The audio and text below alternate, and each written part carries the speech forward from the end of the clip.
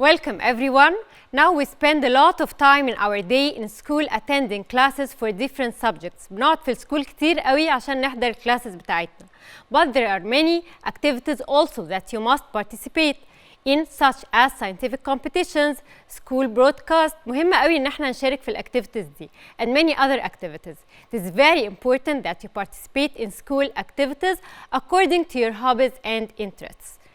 In one of the school activities, واحدة من الactivities بتاعتنا كان في group of our friends required مطلوب منهم prepare quantity of juice يحضروا juice enough for a number of people يكفي عدد من الpupil. The teacher started to help them to prepare the juice, but they had a problem. كان عندهم مشكلة إن هم يحضروا amount of juice تكفي كل العدد ده من الpupils. Now, how do you think they would overcome this challenge? تفتكروا إزاي هيتغلبوا على المشكلة دي؟ Fruit drinks. Next week is the school fair, and you are selling fruit juice. Let's watch how the school cook makes fruit juice. She's following a specific recipe that makes 12 servings. Watch how they measure the liquids very carefully and how they do all the math working out. Let's go in and watch. I think she has everything she needs. The tricky bit is measuring the liquid. Look at the measuring cup she has picked up. I don't think it's big enough. How do you know? Look at the markings that go up the side of the pitcher. What is the largest number you can see? 100 milliliters is the largest number. If you look at the recipe, we need something to measure 350 milliliters with. We could measure 100 milliliters 3 times and 50 milliliters once with the pitcher. But I agree, a bigger pitcher will be better. She has found a larger pitcher. It is marked off in 100 milliliters. We can measure 350 milliliters with it. There isn't a 350 mil mark. But 50 milliliters is exactly halfway between the hundreds mark. They are pouring really carefully until the lemonade is between 300 and 400 milliliters. She is pouring into a 2-liter pitcher and measuring out the other liquids. The fruit and ice need adding too. That looks good. It smells good too with all that fruit. And it's icy cold. The recipe apparently makes 12 cups of fruit juice. Why is there not enough? Let's go back and work this out. The recipe was meant to make 12 glasses of juice. We need to get this right for the school fair next week. Let's pour all the liquid into the big measuring cup and have another think. It says here that each cup holds 150 milliliters. We don't have enough juice to fill the 12 cups right to the very top. That's 1,800 milliliters, or nearly 2 liters. We don't have that much fruit juice. So how much should we pour into each cup? How much liquid is there in that pitcher? Let's add the liquids from our recipe together to work out how much we have to share equally between the 12 cups. 350 milliliters plus 350 milliliters plus 500 milliliters makes 1,200 milliliters. That's a good number, as it is easy to divide by 12. Each cup should have 100 milliliters in it. Let's use the small pitcher to measure out 100 milliliters into one of the cups, so we know how much to pour into all the other cups.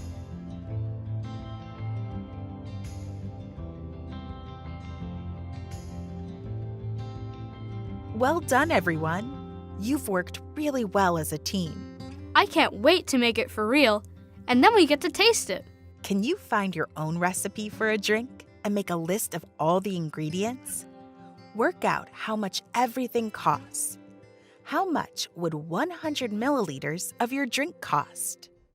After we have watched the video, we noticed that the ingredients, مكونات الجوس and the units we use, and we heard words such as measurement of liquid and using mathematical operations.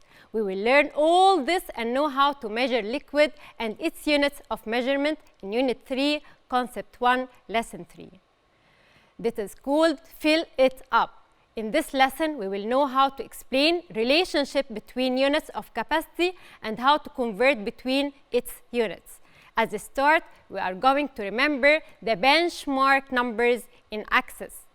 We talked about these numbers in Unit 2. Do you remember it? And how they help us in mental math strategies. البنشمارك numbers دي بتساعدنا قوي في المنتال math.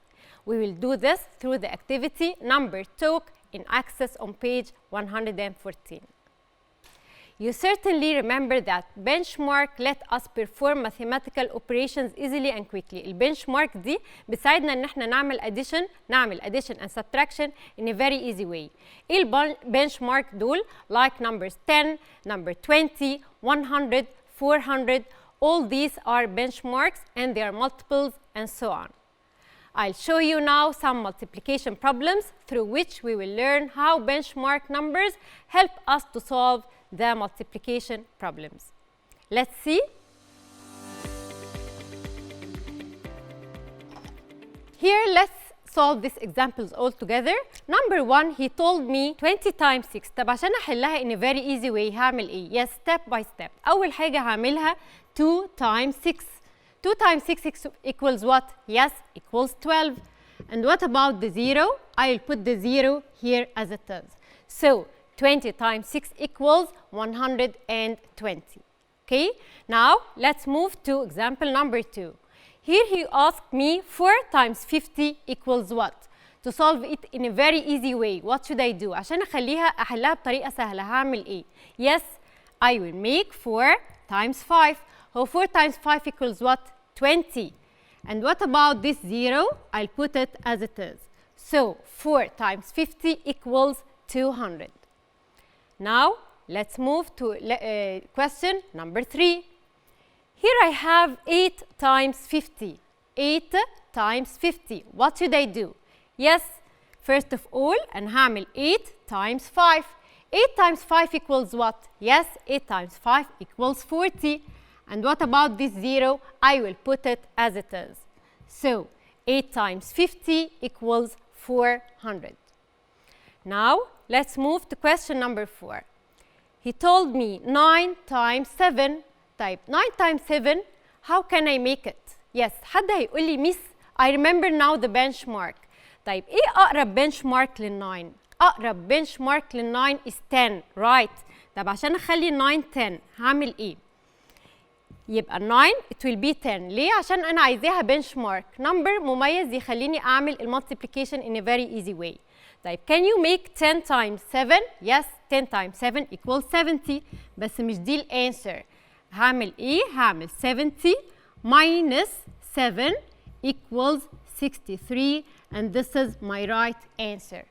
Okay? يبقى خليت ال 9 benchmark 10. 10 times 7, 70, and then I take away 7 to be 63, and this is my answer. Now let's move to question number 5. Here he wants me to solve 5 times 19. Can you solve 5 times 19 in a very quick way or mentally? No. So what should I do? أنا هخلي ال 19 تبقى 10 plus 9.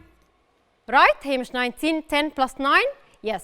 طيب بعدين هعمل ايه؟ هعمل 5 times 10 و 5 times 9. ليه بعمل كده؟ عشان تبقى very easy to solve it.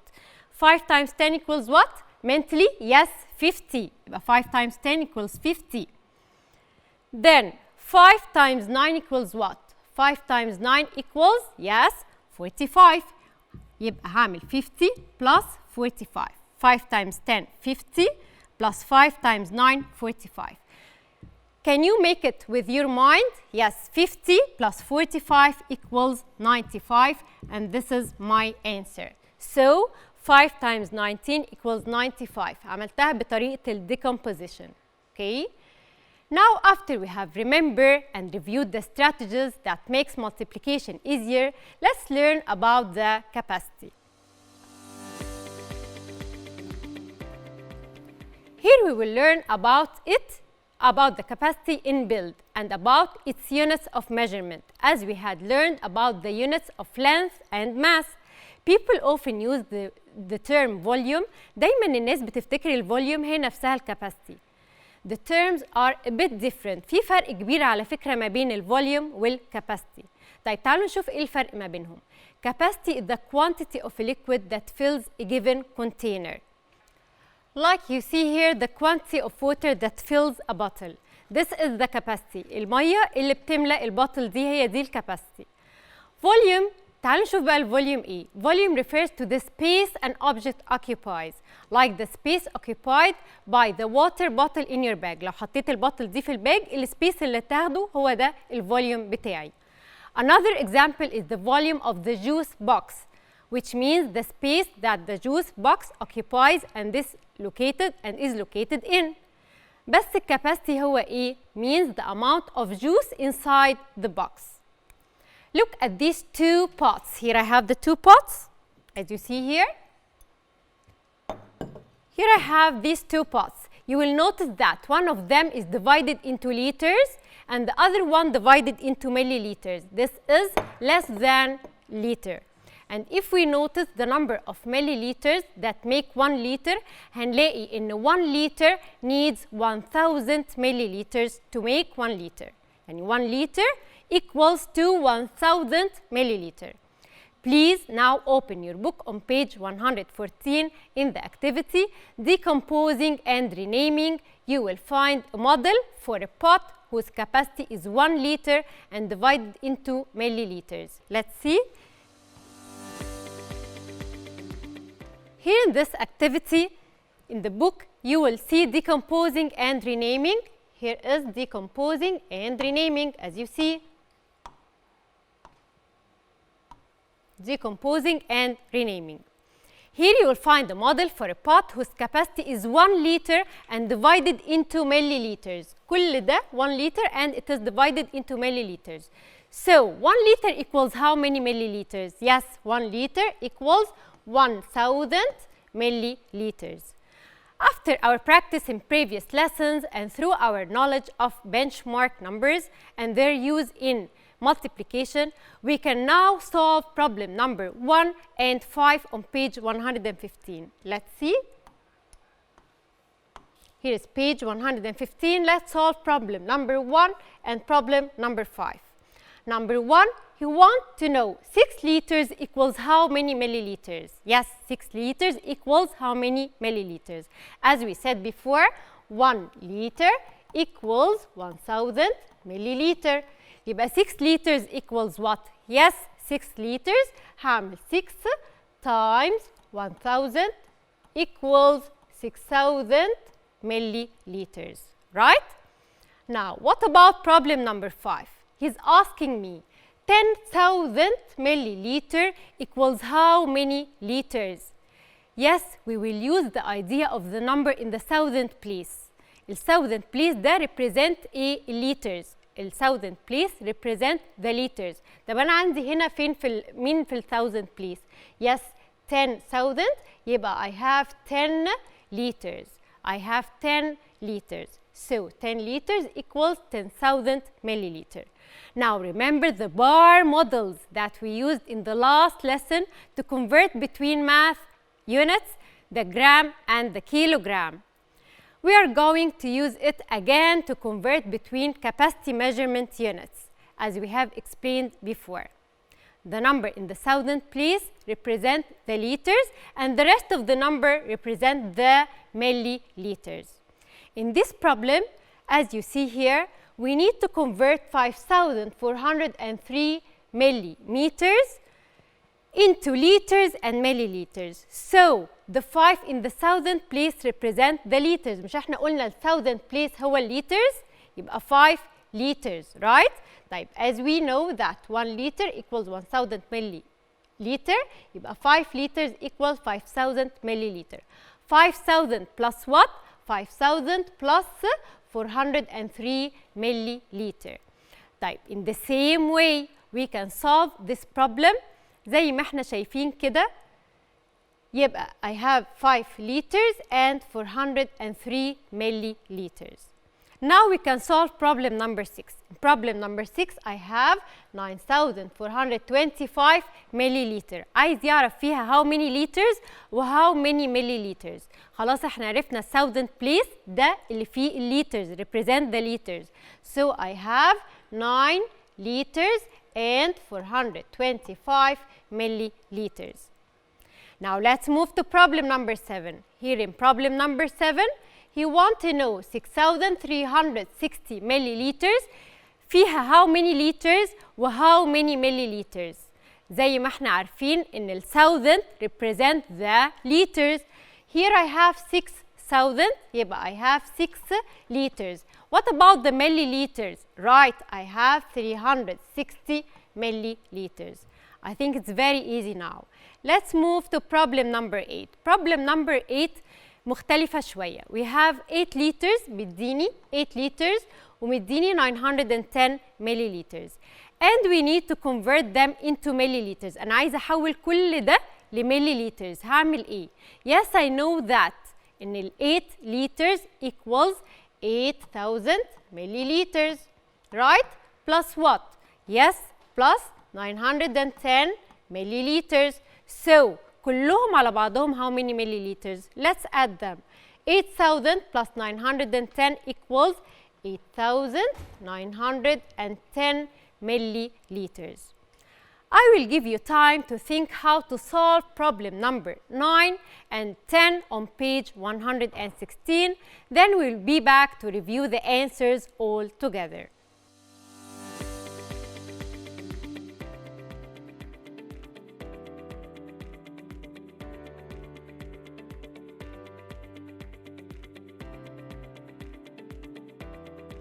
Now we are back. Let's review the solution to problem number 9. We have a car that needs 45 liters of petrol. Here is problem number 9. Here a car is filled with 45 liters of petrol. How many liters would that be? عايز يعرف الانسر in milliliters. So what should I do? يعني ايه 45 liters؟ ازاي اخلي 45 liters milliliters? Yes, I will multiply by 1000. ليه؟ لأن 1 liter equals 1000 milliliter. So 45 liters equals 45,000 milliliter. So I will make 45 liters times 1000 equals 45,000. 45,000 what? Milliliters. In problem number 10, here's problem number 10. Problem number 10 مديني الصوبيا ingredients. الingredients مكونات الصوبيا. And we have some questions to answer. عندي 3 questions أنا عايزة أجاوبهم. This is number 1, this is number 2, and this is number 3. The first one, he asked me which ingredients are measured in mass. Which ingredients are measured in mass? Of course, you can answer this very easy. فاكرين in our last lesson تعلمنا إن الماث بنقيسه بالإيه؟ Yes, بالجرام. Like what? مين الحاجات اللي عاملينها بالجرام؟ Yes, like rice and what else? And sugar. يبقى which ingredients measured in mass? 2 things, rice and sugar. اشمعنى rice and sugar؟ عشان الماث بقيسه بالجرامز. Right? طيب. Question number 2. Which ingredients are measured by capacity? فاكرين الكاباسيتي؟ Which ingredients measured by capacity? In this lesson, we learned that milliliter والليتر is the units of measuring capacity. طيب إيه الحاجات اللي بقيسها بالمليليتر والليتر؟ Yes, of course, water. يبقى my ingredients measured in capacity. Water, milk. What else? مين تاني بالمليليتر؟ Vanilla. And what else? Yes, coconut milk and coconut milk. كل دول I measured them by capacity or by milliliters. Now, what about question number 3? What is the total amount of liquid ingredients both in milliliters and liters? تعالوا بقى نعمل addition لكل الحاجات اللي عندي بالمليليترز. Like what? Like 500 plus 750. مش كل اللي أنا بكتبه ده milliliters plus 5 plus 500 milliliter equals what? Yes, if you add them all, I'll find the total will be 1,755. 1555 watt. Yes, milliliters، لأن كل اللي أنا كتبتهم دول was measured in milliliters. Okay, now طب دلوقتي أنا جبت الانسر in milliliter، هو عايزه إيه تاني؟ عايزه كمان in liters. طب قولوا لي 1755 milliliters فيها كام لتر؟ Yes, 1000، يعني أنا عندي 1 liter and 755 milliliters. Let's now apply the idea of capacity through some life applications on page 117 on your school book. The activity multi-step conversions. Let's see.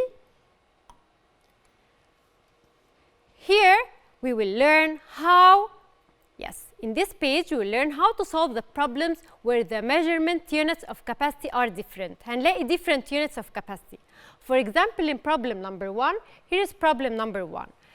He told me that Ahmed's family drank 1 liter 500 milliliters. زي ما احنا شايفين هنا Ahmed family drank 1 liter 500 milliliters of orange juice at breakfast. شربوا 1 liter و 500 milliliters. طيب كان في ايه؟ كان في 3 liters of orange juice before breakfast. قبل البريكفاست اصلا كان في 3 liters of orange juice.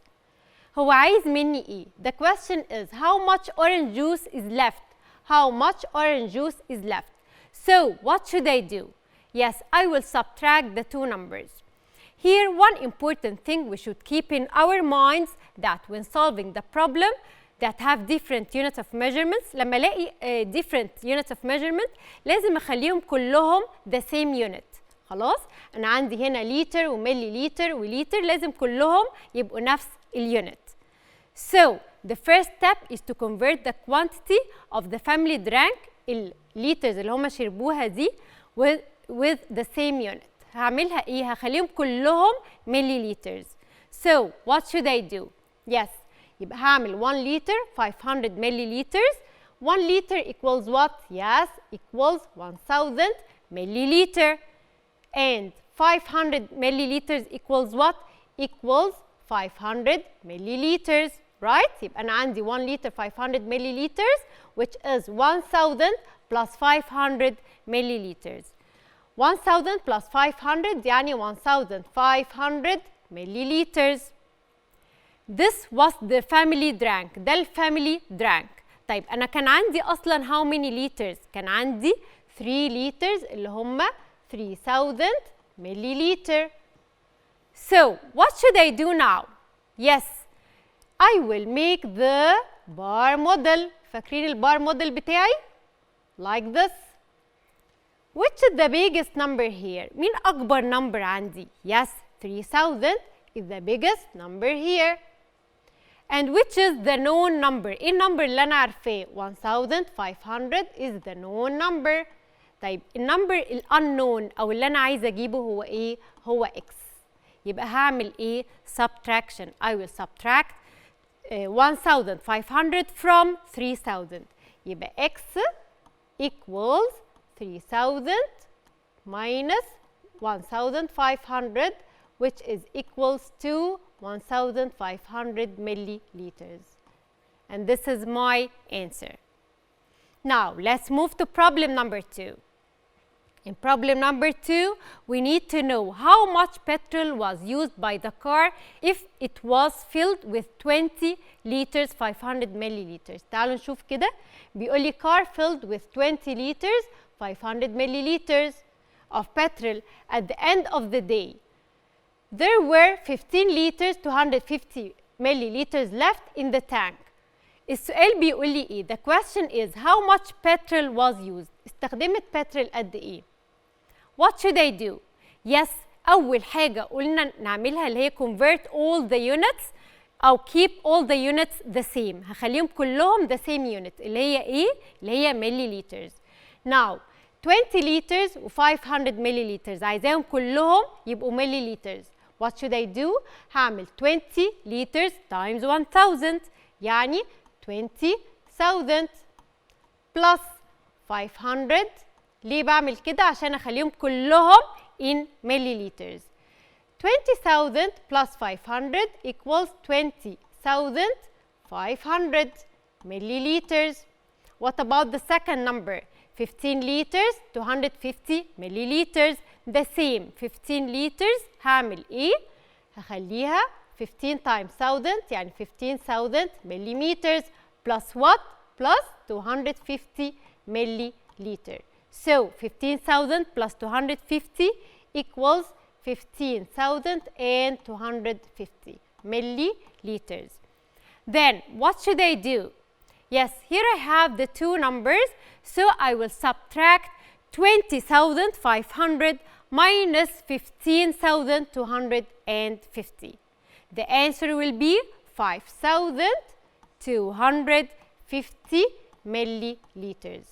يبقى هعمل 20,500 minus 15,250.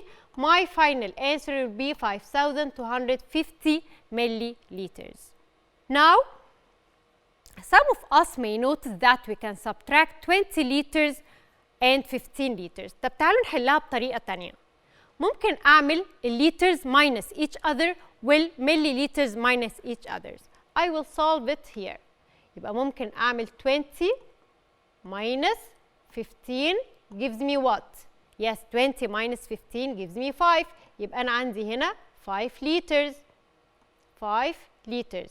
طيب وهعمل subtraction للمليليترز with each other. يعني هعمل 500 minus 250 equals 250 milliliters. يبقى أنا عندي 5 liter and 250 milliliters, which is the same answer here. يبقى ممكن أحلها in two ways. يا إما هعمل liters minus each other milliliters minus each other، أو هعملها بالطريقة اللي أنا عملتها subtraction العادي جدا. Now, through what we have learned, we can easily solve problem number 3. This is problem number 3 and you can solve it alone.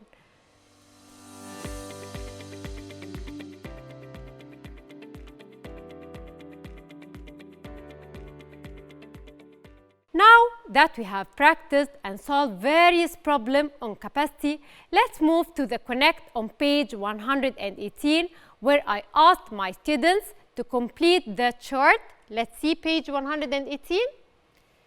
Here I asked my students to complete this chart through our lessons about units of measurement for length, mass, and capacity, and also what they know about units of time from the previous grades.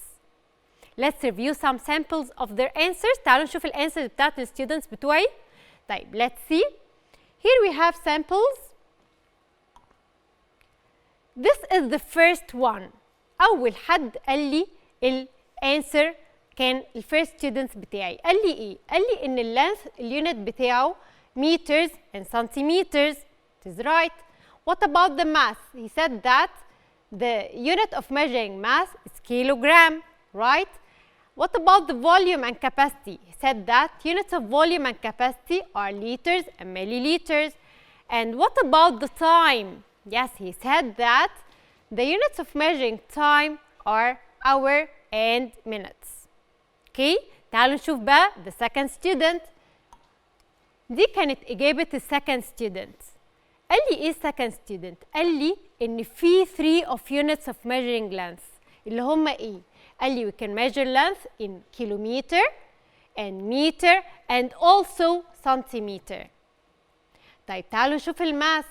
قال لي we can measure our units of measuring mass too, which are gram and kilograms. Okay? What about the volume and capacity? He said that the unit of measuring volume and capacity is only the liter. طيب تعالوا نشوف قال لي ايه في التايم بقى. قال لي ايه في اليونتس اوف تايم. قال لي miss we can measure or the units of time are minute, hour and the week.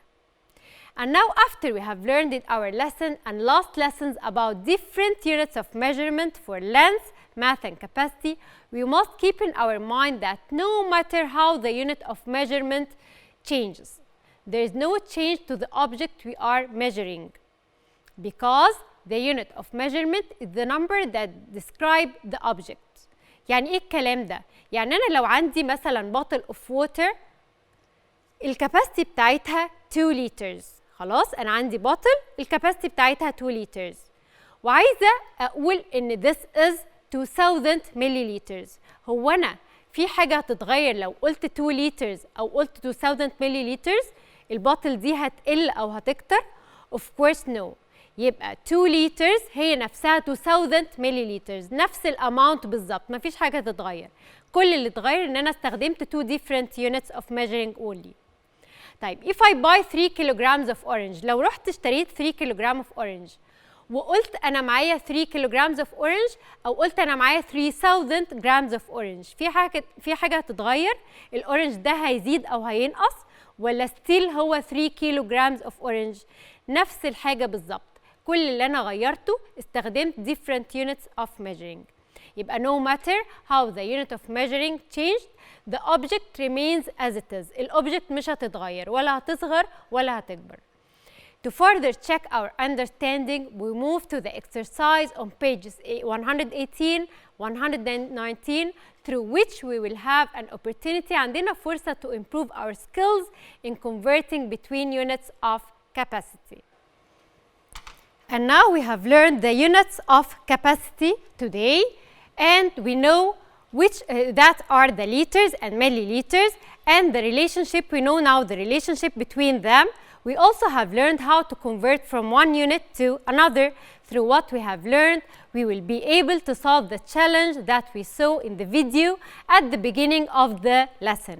You can complete the video to see how the children overcome this challenge. نعرف ازاي حلوا المشكلة بتاعتهم دي. Did you think of the same solutions or you had other ways to solve it? Please remember that there are more exercises that you can access by using this code. See you in the next lesson, and thank you so much for your listening. Goodbye.